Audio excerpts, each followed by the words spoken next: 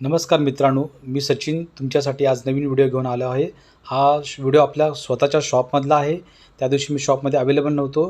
ह्या अशा प्रकारच्या ज्या स्त्रिया येतात आपल्या शॉपमध्ये काही वस्तू घेण्यासाठी, त्यांच्या हातामध्ये लहान बाळ असतात। त्यांच्या पाठी अजून 2 स्त्रिया पण आहेत, त्यांच्याकडे पण बाळ वगैरे आहेत। हिच्या हातात एक लहान बाळ आहे। तर ह्या स्त्रिया आपल्या शॉपमध्ये येऊन एक छोटीशी वस्तू मागतात जी कमी किमतीची आहे, जसे इयरफोन वगैरे। ही ₹50चा इयरफोन आहे। तर तिने ₹50चा इयरफोन याच्याकडे मागितला आणि ह्यानी काढून दिला आणि ती सारखी ती 500ची नोट त्याच्या पुढे करते बघा। म्हणजे त्या 500च्या नोटवरती त्याचं पण लक्ष केंद्रित राहील।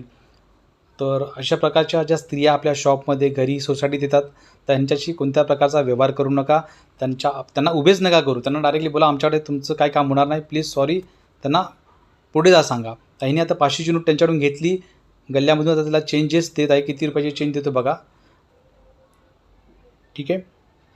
तर अशा प्रकारे त्यांनी बघा 50ची एक नोटवरती 200च्या 100च्या 2 नोट आणि 200ची एक नोट, अशी 450 रुपयाची टोटल दिली। आता ही महिला बघा कशा प्रकारे नोट लपवेल। ती 200ची नोट लपवेल बघा खालची, ही बघा लपवली।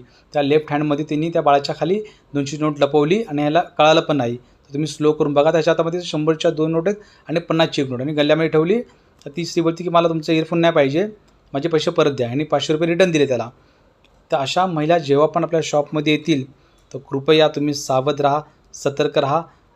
आणि पुन्हा त्यांनी देवाची कृपा अजून कोणती वस्तू मागितली नाही, हे असे कंटिन्यू पैसे देतात, वस्तू परत बोलतात नको, दुसरी दे, तिसरी दे, आणि ते कंटिन्यू अशा प्रकारचे 200-200, 100-100 रुपये गायब करतात।